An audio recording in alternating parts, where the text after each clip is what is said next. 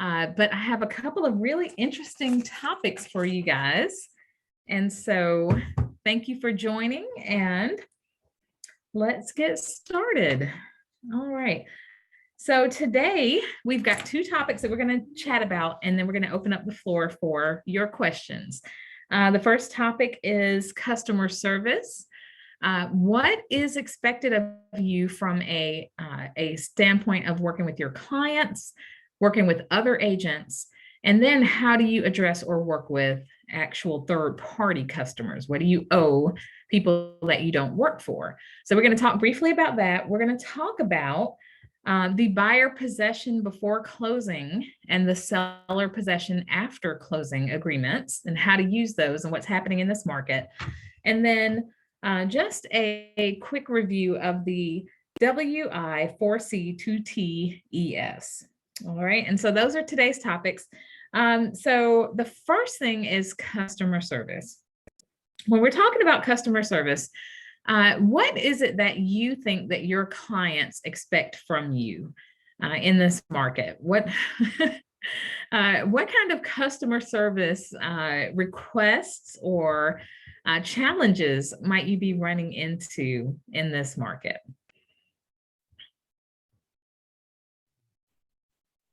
Availability.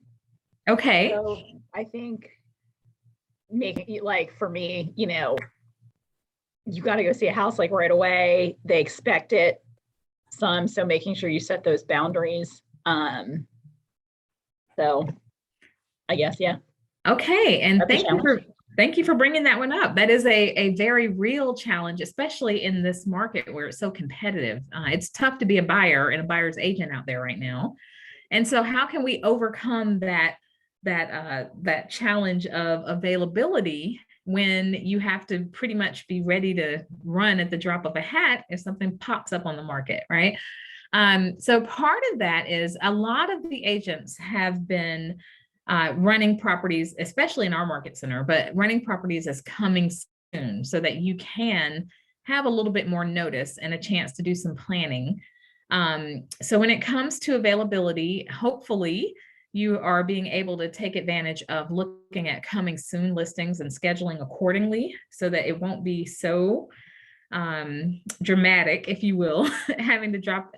But another thing you might want to partner or consider is partnering with maybe newer agents and utilizing the opportunity to have someone to either assist or show with. The elite team has been working on a mentorship group that allows experienced and new agents to come together. And so that could be something to consider, especially in a challenging market like this one, to help with availability.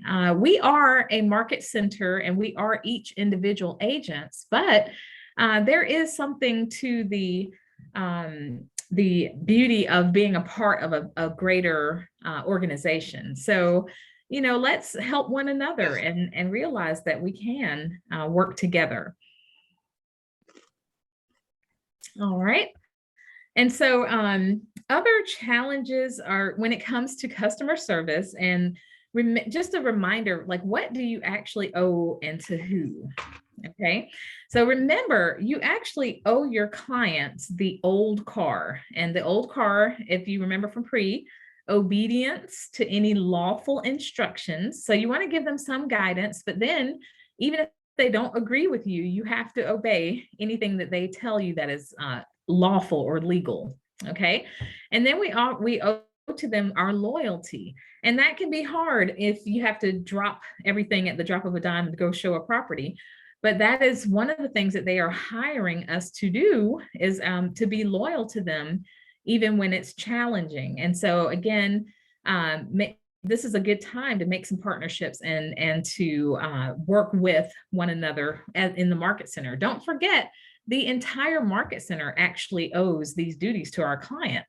And so it's going to be a part of, in preparation for these challenges, looking at how can we utilize the 300 agents that we have to assist when it comes to some challenges. So make sure you guys know that we have the Facebook page that you can drop in, ask for showing assistance or showing request, because any agent from our market center can assist with our clients. So don't forget that you're not in this alone. A lot of us think that way and feel like the whole burden is on us, but it's technically not according to the paperwork. So just a reminder, and an opportunity to again develop our relationships with our other agents in the firm. Okay. You also owe, so let's see, the old car, the D, disclosure. All right, now this one has come up here lately on what level of disclosure, what do we owe, who do we have to disclose to? So just a very brief reminder, when it comes to disclosure, it is our duty to disclose material facts to all parties, regardless of whose agent we are. And so a scenario that recently came up was a buyer's agent who had their buyer to perform some inspections, recommended, and the buyer did. And they found out about the presence of something in a home. I think it was asbestos or lead or something like that. So that buyer's agent does have the duty to disclose that there is the presence of that item in the home to the listing agent or the seller's agent, regardless of how the buyer decides to proceed with the transaction. And then that listing agent, once they are aware, they now have the duty to disclose not only to their client, but to anyone that might have a future interest in that property, that the presence of this environmental hazard exists. And so that duty of disclosure, it supersedes who your client is. It is a duty of disclosure to all agents as well as third parties. Okay, so just a quick reminder when it comes to disclosure, certainly things that are confidential, your duty is to disclose everything you know just to your client, but material facts have to be disclosed to everyone. Okay, so just don't forget that. Let's see, old card, the C, confidentiality. Of course, you have a duty to keep your clients' confidential information confidential, not just you individually, but we, the firm. So the best way to protect your client and keep their information confidential is going to be for you to keep it confidential as much as possible so that there won't be the opportunity for information to accidentally be shared. Okay. The A is the accounting. What we owe our clients is accounting for any funds that we handle on their behalf, as well as reasonable accounting of the documentation that we're handling and any access to their personal information or their keys to their home. We have to account for anything that is a value of our clients. We have to be accountable. We have to be careful with it. We have to safeguard it. Okay, so make sure you know our duty and what's required and expected of us when it comes to accounting. It's not just related to money, but being accountable for anything of value to our client, including all of the documentation agency agreements that we have to provide a copy within 3 days. And again, their keys to their home, making sure we safeguard codes or maybe frequently change them if you're not using the electronic lock boxes. So accounting is important and you need to make sure that you have a plan for how to properly protect your client's property. And then the last thing, of course, is reasonable skill, care, and diligence. And the best way to have reasonable skill, care, and diligence is to continue to educate yourself. If you want to work in a certain market, if you want to become the expert in a neighborhood, educate yourself on the market conditions, the things that are affecting and impacting that area, that neighborhood. Keep attending your CE, of course, things that are required, but consider taking other classes that will just improve you as an agent and make you a better resource for your clients. And so reasonable skill, care, and diligence means that you continue to make yourself better and continue to gather information so that you can be a reliable resource for your clients. And so just a reminder there when it comes to what you owe and customer service to your client.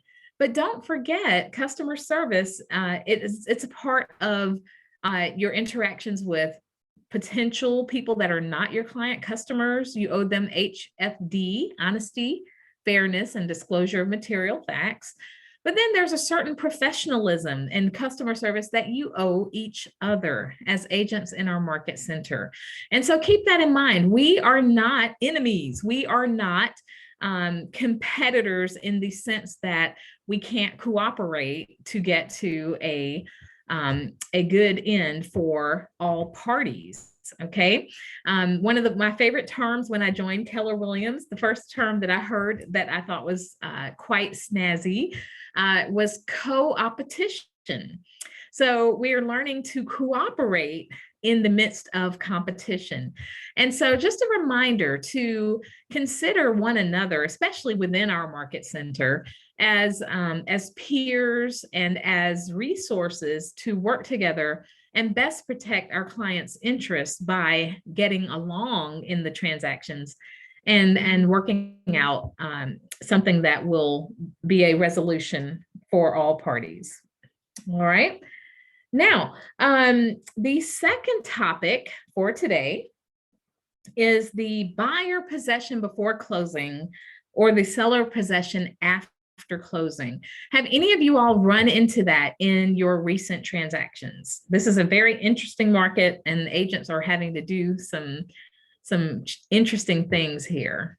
Sarah, I see you pop on. Have you run into, no?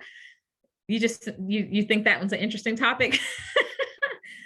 All right. So I thought you might be looking out into space, so I thought I would put my face on there. Well, thank you for that. It does help to look at people instead of little black boxes, right?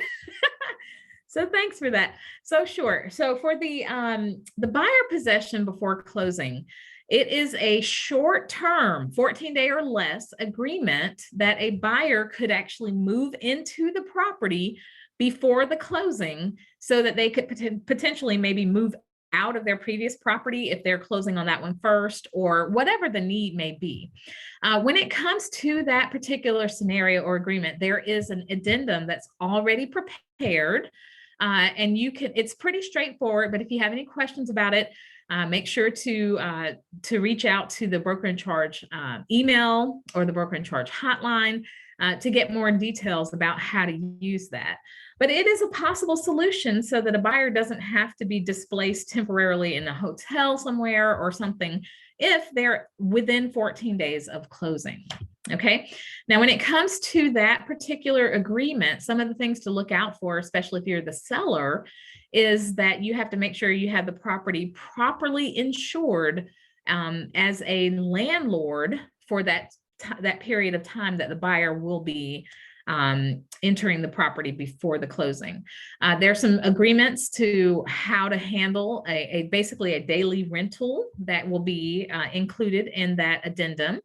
And there are some discussions about how to handle it if the closing is delayed or if there is any layover, and at what point that buyer would have to vacate if it fails to close.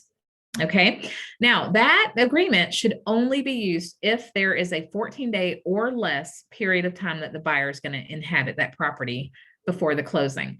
If the buyer needs to inhabit it longer than that, they would actually need to use a regular rental agreement. So if it's going to be longer than 14 days, they need to use a lease. It can be a short-term lease, but they need to use an official proper lease because that lease covers a lot more than this very simple one-page addendum. Okay.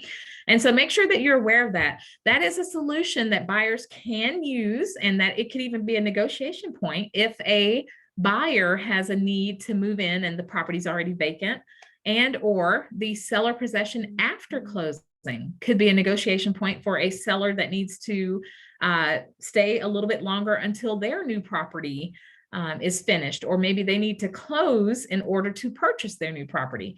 So there are some reasons why buyers and sellers, especially in this market, might need to possess the property prior to or after the closing.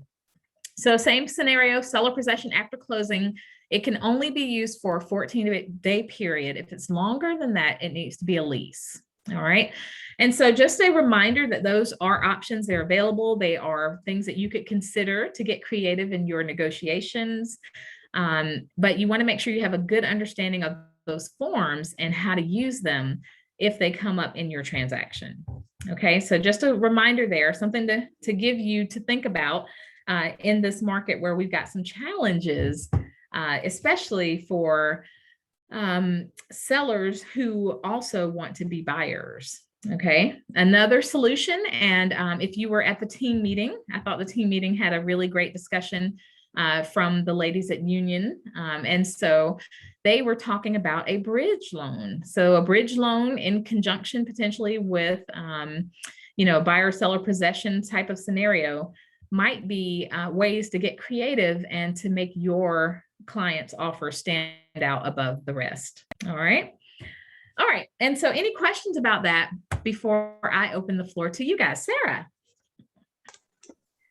So if you get under contract and then you realize the buyers need to really either way, but somebody needs to use a lease, what needs to be done to the offer to purchase, if anything, and like how do you get those contracts going? Okay, good question. So if it comes up after the fact, so you're already under contract. And so if you are, those addendums, they still exist already. And you can apply them to the contract by having an amendment. So you're going to have to send the contract back out for initials, and you will simply check off the addendums that are going to be added. And you want to have a date, initials, and the date of the addition. Okay. If they're going to be the 14 days or less, you can use the pre-printed addendum that are already created. If it's going to be a longer term scenario, like a lease, then the terms of the lease will have to be negotiated between buyer and seller because you are not a property manager. So that's important to know what you can and can't do and how you can and cannot help. You could provide the form, but you can't help with that negotiation process for property management because you're not a property manager. So it's important to understand what you can and can't do ahead of time so that you don't overstep your authority. Thank you for asking. That was a great question. Any other questions? All right. And so I will open the floor to you guys for what's happening in your transactions, or if you have any questions for us. And then I have a closing statement or reminder or thought to share with you at the end. So the floor is open. What's happening in your transactions? What questions do you all have for me?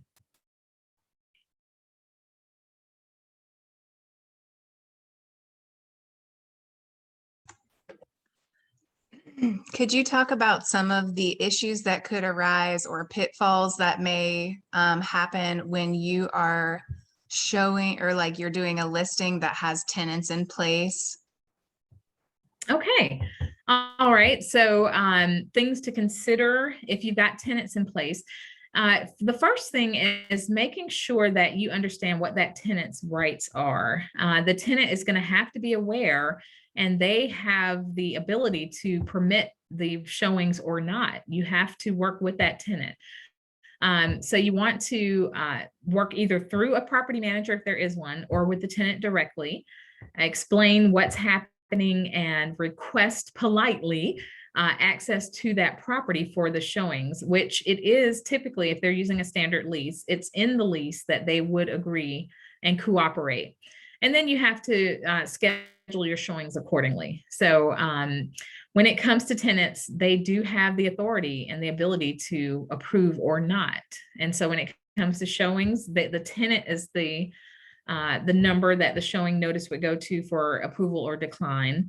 One way to handle that when a property is rented with a tenant that I would recommend, and most of the time, is to have a day set aside for showings, maybe once a week or something of that effect, where the tenant will agree to leave the property for that day and just allow the showings all day instead of that tenant potentially being displaced multiple times. And so the tenant does have the exclusive right of possession to the property. And so you do have to respect that right and to operate accordingly. If there is a tenant, the other thing to consider is that there may be a property manager. And so you need to contact that property manager and make sure they know that the property is for sale and that, their efforts for keeping it leased or what have you will be in tandem with the effort to sell the property as well.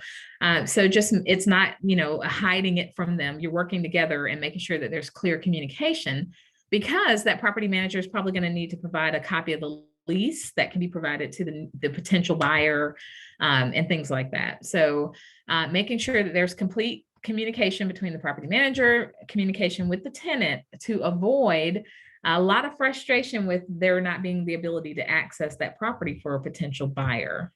Okay. Remember that any buyer would be subject to the existing terms of the lease. So you want to disclose as much as you have about those terms, because the buyer would buy it subject to that tenant's right per the remaining term of the lease.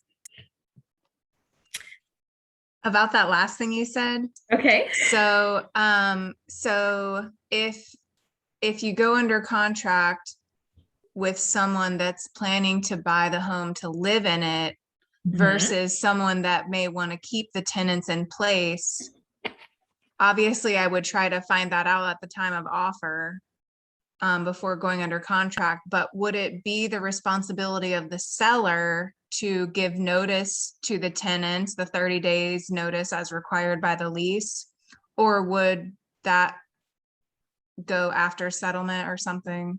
Okay, great question. That is a point that can be negotiated. And so let's say if the lease is on a month-to-month scenario and the buyer wants to occupy the property, they could negotiate as a part of the transaction that the seller go ahead and provide that notice. Some sellers may be hesitant because they don't know if the buyer will actually complete the closing or not, and they may push back or ask the buyer to do it once they own the property. So it's one of those negotiation points. It can happen either up front or even during the due diligence period as things are being investigated and the lease is provided. And how is that incorporated into the offer to purchase? What is that? The request for any negotiations regarding the notice to the tenant? Okay, good question.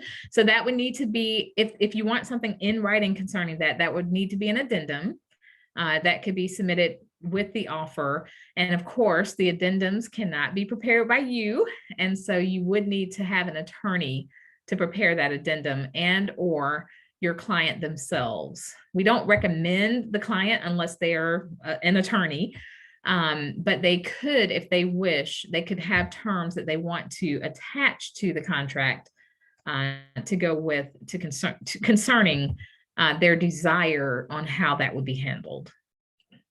But no drafting for you. So you you can't put any terms in any way. It would have to be handled properly. Okay. So like if the buyer wrote something, just as an example, that was like, buyer will take responsibility of notice to tenant or something like that. Or buyer say request, that's okay. Or maybe the buyer requests that the seller provide notice, either way. Yeah. But some sort of statement to that effect as an addendum. And so it will need to be an official addendum with a name and then attached as other to the contract with the addendum name. Okay. Okay. Thank you. Sure. Thank you. All right. Any other questions?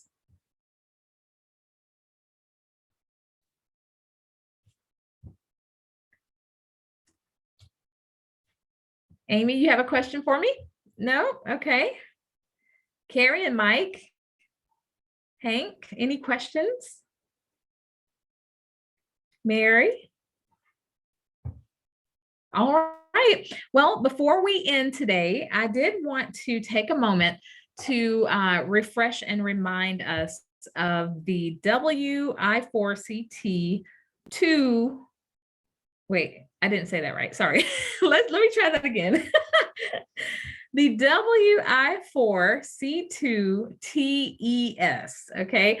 And just, it never hurts to get a refresher of, what our belief system is at Keller Williams. We are a very special company, and it's because we do things a bit differently than maybe some other companies and firms. And one of the things that we do is we have a belief that it should be win-win or no deal. Okay. And so generally, the idea there is to work together and look for something that is a win-win for all parties to the transaction. We shouldn't be cutthroat. We shouldn't be vicious. We choose to operate in a way that will make all parties winners. Okay. So that's our W in our belief system. The I is integrity. Do the right thing. Just remember that if you have a question, if you have a transactional issue that pops up and you're really not sure what to do, one of the first questions you should ask yourself is, what is the right thing? What is the right thing to do? What is the integrity? What is the proper way to handle it? You could potentially ask yourself, how would you want to be treated? But we want to always err to the side of integrity, and of course to follow the law, right? Do things legally. Our 4 C's, the 4 C's are customers, commitment, communication, and creativity. So customers always come first. If you're ever in a situation where you're tempted to put yourself or your needs before your customer, you really need to think about and remember that our customers come first. And if there's a need that you have, reach out. You're not doing this alone. There's 300 of us out here in this market center. And so do what's necessary to make sure that the customer's needs are met first. Commitment in all things. Don't forget that we're committed to what we're doing, especially once you have entered into an agency agreement. We're going to honor what we have entered into. Communication, seek first to understand. When there is a conflict or an issue, before jumping to conclusions, you really want to make sure you listen, make sure that you're effectively communicating, before preparing your response, really truly hear out what the issue is, what the concern is, so that you can come to a better and proper resolution. Creativity, ideas before results. So be creative. Don't, turn into a robot here. This is one of these wonderful careers where there's so many different things you can try in real estate, so many different areas. This job and this career will give you the opportunity to be creative. Okay, so again, within the limitations of law, you can get pretty creative in real estate. The 2 T's are teamwork and trust. So teamwork, together, everyone achieves more. Don't always try to be, a solo agent or out there on your own. You have some really wonderful resources here. This is a great market center. Leadership is working really hard to provide resources and assets and things to you to make your business better, to make you better. So keep that in mind and operate with a teamwork mindset. Okay. In order to have trust, which is our fiduciary relationship requires trust, whether it's between our clients and ourselves and our firm or one another, our firm and the agents. Trust starts with honesty. So if we want to be able to be in a trust relationship, we have to be honest. Okay. And sometimes honesty means that we might have to say some difficult things. But if they're truthful, they can help us to get to whatever resolution is needed. So always operate in honesty. Our E stands for equity for all. And so you guys are going to see, starting with today's Big Bite, that we are going to have a diversity training that's going to be available to you all. We are doing we're sending out the training for the unconscious bias.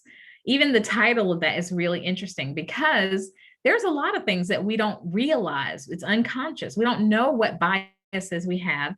And it's going to really open your mind to those unconscious biases to help you in your real estate business, as well as to watch out for getting into any kind of trouble or issues with fair housing. Okay, so we're going to have that training is going to be available to you both in November and December. It's a Zoom option.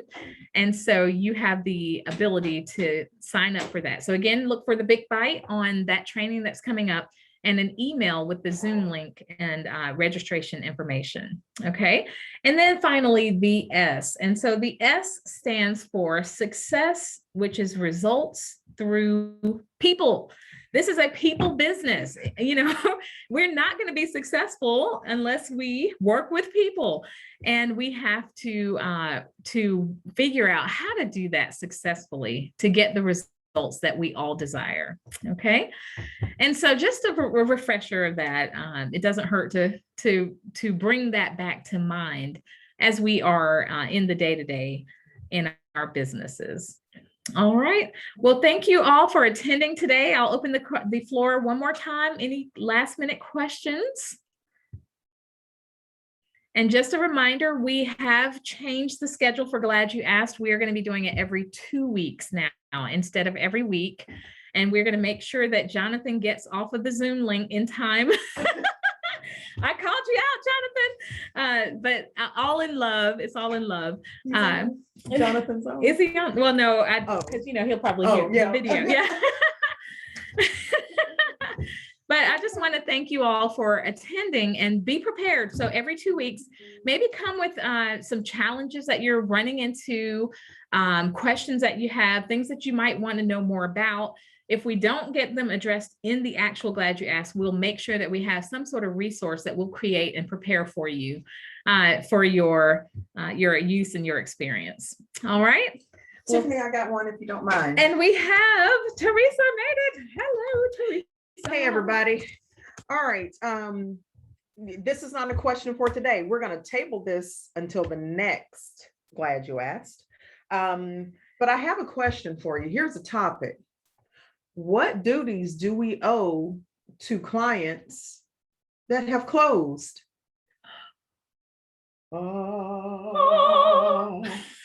What duties do we owe our clients after they've closed? So there you have it. Yep. There you have it, you guys. One of the topics for the next session in 2 weeks. So we're going to leave you hanging on that one. Cliffhanger. Yeah. All right. So thank you again. And please join us in 2 weeks. And we look forward to seeing you there. And we are so glad that you asked. Have a great afternoon.